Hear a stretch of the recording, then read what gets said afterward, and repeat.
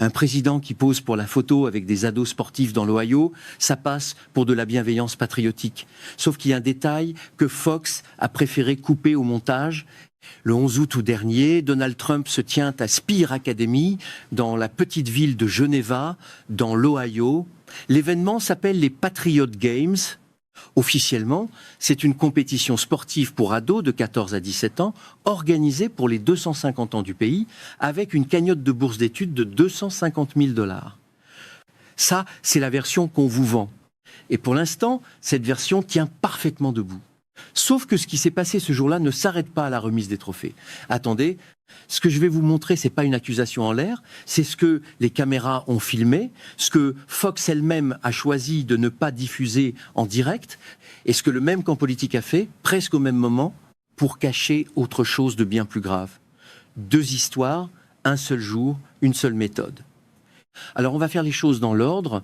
D'abord, ce qui s'est passé dans l'Ohio, devant ces adolescents. Ensuite, pourquoi Fox a pris la décision inhabituelle de ne pas montrer ça en direct. Et enfin, ce que ce même réseau faisait, exactement au même moment, pour justifier une autre dissimulation, bien plus sérieuse celle-là, qui implique un camion de restauration et une menace de missile.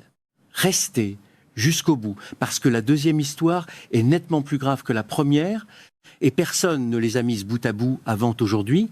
Un dernier point avant de commencer, parce qu'il compte. Ce qui suit est basé sur des reportages nommés Forbes, Yahoo Sports, HITC, ABC News, ainsi que des extraits diffusés à l'antenne de Fox elle-même. Ce qui relève de l'interprétation sera présenté comme tel. Alors revenons aux Patriot Games. Sur les images de l'entrée, Trump arrive aux côtés de Pat McAfee, l'animateur vedette d'ESPN, invité personnel du président ce jour-là. Les 2 hommes marchent ensemble jusqu'à la cérémonie d'ouverture, sous les machines à étincelles froides, devant une foule d'adolescents. Jusque-là, rien d'anormal pour un événement de ce genre. Mais ce qui a fait réagir, ce sont les images prises pendant que Trump observait les compétitions. On le voit se balancer, danser presque, debout au milieu d'un groupe très majoritairement composé de jeunes filles. Une caméra le capte en train de fixer longuement l'une des adolescentes en pleine épreuve. C'est pas moi qui l'affirme, ce sont les images elles-mêmes, reprises et commentées par plusieurs observateurs le jour même. Et voilà où ça devient intéressant. Parce que un président américain entouré d'adolescents pour un concours sportif, en soi, c'est pas un scandale. Le truc, c'est que ce comportement précis, cette gestuelle, cette manière de s'attarder du regard, ce n'est pas un incident isolé qu'on découvre en 2026. C'est un dossier qui remonte à des décennies.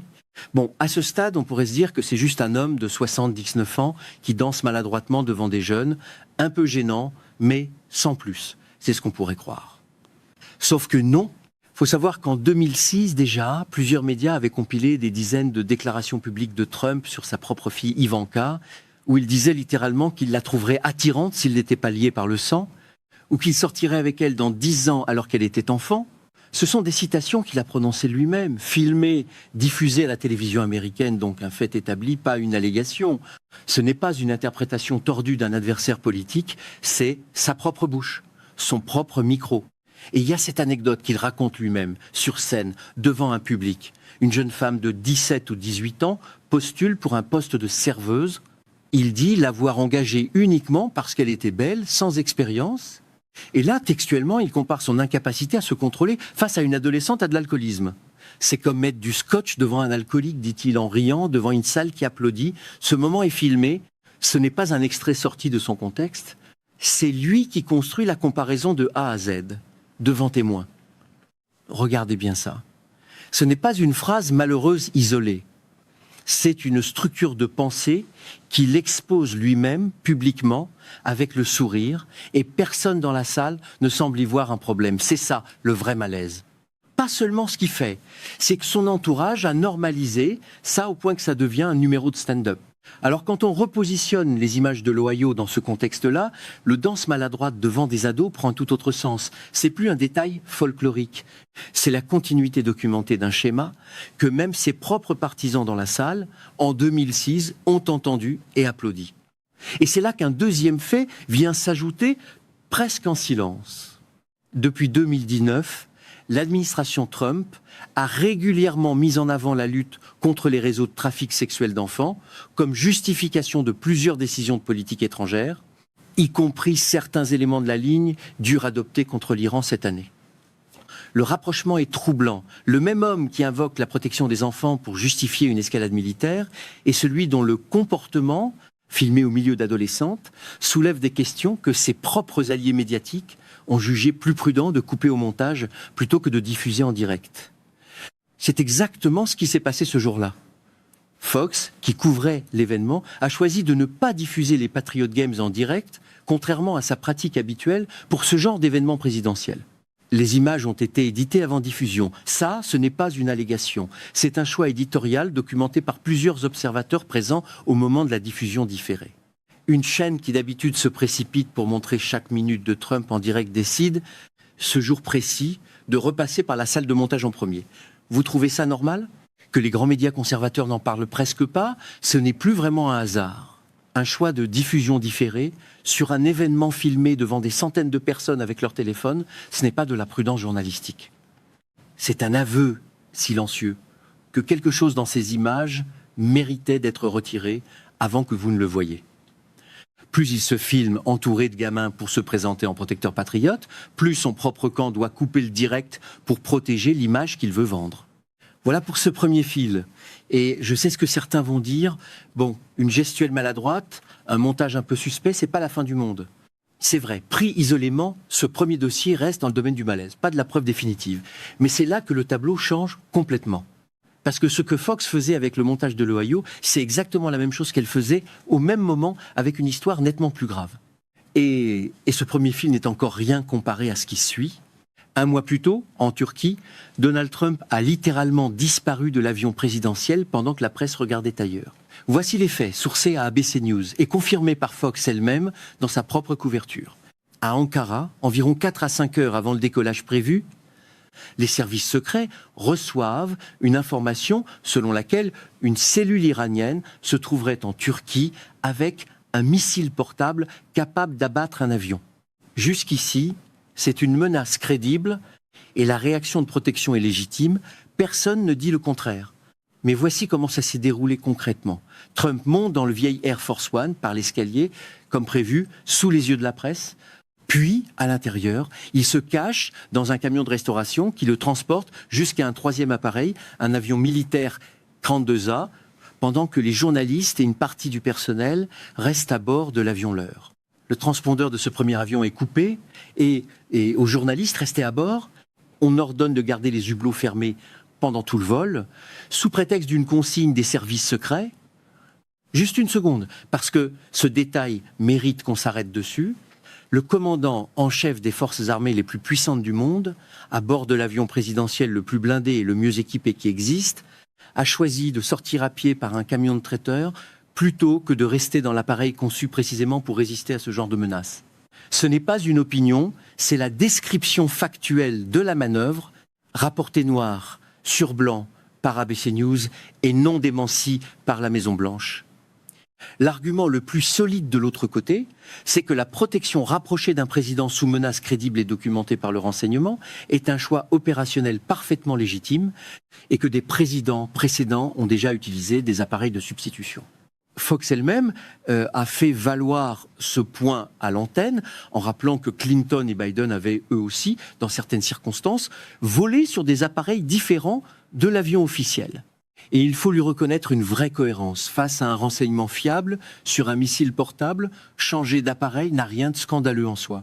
Sauf qu'aucun de ces précédents ne ressemble, même de loin, à un président qui se cache physiquement dans un camion de restauration sur le tarmac, pendant que son propre avion continue de voler transpondeur, éteint comme l'heure, et que les journalistes à bord ont l'ordre de garder les fenêtres fermées. Changer d'appareil, c'est une précaution. Organiser une mise en scène à 3 avions avec la presse utilisée comme appât, sans le savoir, c'est autre chose. Et voilà où le vrai problème commence. C'est pas la protection en elle-même, c'est ce que Fox a fait ensuite pour désamorcer la question. Écoutez cette comparaison tenue en direct à l'antenne par les propres animateurs de la chaîne. Un des invités compare directement la manœuvre à Taylor Swift qui, pendant sa tournée, se faisait parfois sortir discrètement des stades dans un chariot à pop-corn pour éviter la foule avant d'aller voir son compagnon jouer au football. La comparaison est présentée comme un argument sérieux, presque affectueux, à l'antenne d'une chaîne d'information nationale. Sérieusement, Taylor Swift, qui donne un concert, n'a pas la responsabilité de l'arsenal nucléaire américain. Elle n'a pas le pouvoir de déclencher une guerre. Comparer le commandant en chef planqué dans un camion de traiteur à une pop star évitant ses fans, ce n'est pas de l'humour, c'est un exercice de minimisation en direct, construit pour transformer un aveu de vulnérabilité en anecdote sympathique. Ce qui est fou, c'est que la même chaîne, quelques minutes plus tard, a fait dire à un de ses commentateurs qu'il était risible que des journalistes s'attendent à être informés de ce genre de manœuvre de sécurité, impliquant leur propre sécurité à eux, puisqu'ils étaient eux-mêmes à bord de l'avion leur sans le savoir. Vous voyez le problème ?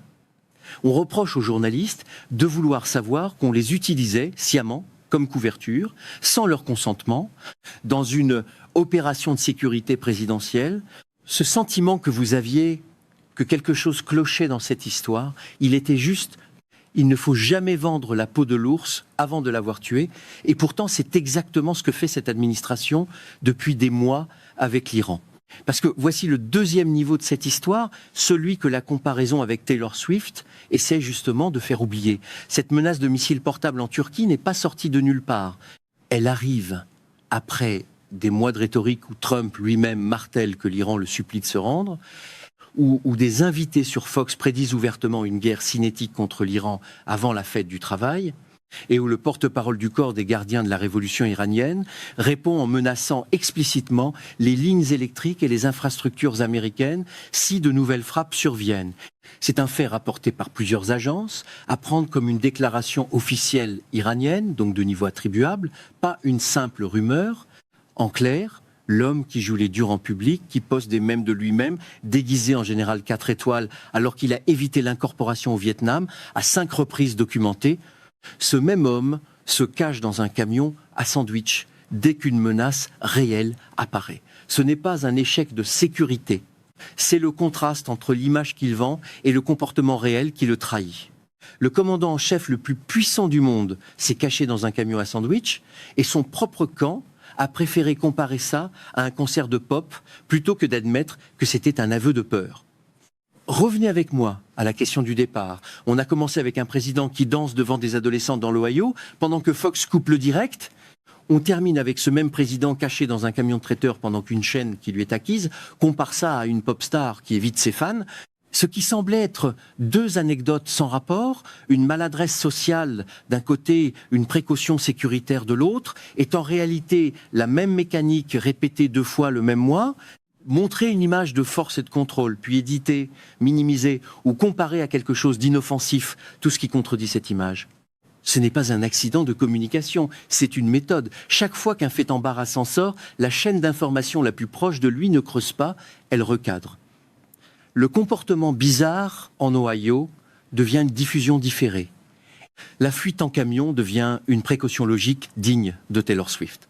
Vous avez remarqué comme ce genre de détail disparaît toujours avant d'arriver au gros titre du soir. En restant sur les résumés de 30 secondes, ce fil-là vous échappe complètement. Ce qu'on vous montre, ce n'est jamais l'image brute. C'est déjà la version corrigée, celle qui a survécu au montage. Et ce qui devrait vraiment nous inquiéter, c'est pas seulement ce camion de traiteur en particulier, c'est que la chaîne censée informer le public sur la sécurité de son propre président a choisi, dans les 2 cas, de protéger l'image plutôt que d'informer. Et rien ne dit que ça s'arrête là. Pendant que cette question reste sans réponse, ce sont les journalistes embarqués, sans le savoir dans un avion leur, hublot fermé sur ordre, qui absorbent le risque réel, pendant que les porte-paroles continuent, eux, de comparer ça à un chariot à popcorn dans un stade de football. Il y a une chose qu'on ne peut pas éditer. En revanche, le porte-parole du corps des gardiens de la révolution iranienne, lui, n'a pas fait de blague sur Taylor Swift quand il a promis que les infrastructures énergétiques américaines seraient à nouveau visées en cas de nouvelle frappe. Pendant que Fox construit des comparaisons pop culture pour désamorcer un aveu de vulnérabilité, Téhéran, de son côté, prend note très sérieusement de la manière dont ce président réagit sous pression réelle. Alors la vraie question, à la fin de cette histoire, n'est pas de savoir si Donald Trump a eu tort de vouloir se protéger d'une menace crédible. La vraie question, c'est celle-ci. Quand un gouvernement choisit systématiquement d'éditer, de recadrer et de minimiser chaque moment où le président apparaît vulnérable, qu'est-ce qu'on découvrira le jour où le montage n'aura plus le temps d'arriver avant la diffusion? Si vous voulez qu'on continue à suivre cette histoire ensemble, abonnez-vous à la chaîne, parce que ce n'est clairement pas terminé.